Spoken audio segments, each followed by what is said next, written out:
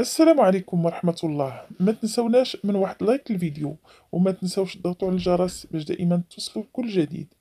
في الساعات القليلة السابقة بدأت الجامعة الملكية بتسريع وتيرة الإجراءات القانونية لتغيير جنسية أنس الزروري الرياضية. اللاعب حاليا يتواجد في الإمارات العربية المتحدة، وينتظر إنهاء اللمسات الأخيرة.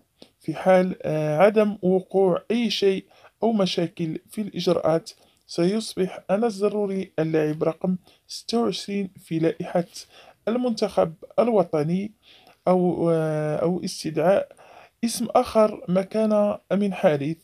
دعواتكم ليه بالشفاء العاجل إن شاء الله، ونتمنى التوفيق للزروري إن شاء الله، يكون في المستوى المطلوب، وبالتوفيق لمنتخبنا الوطني.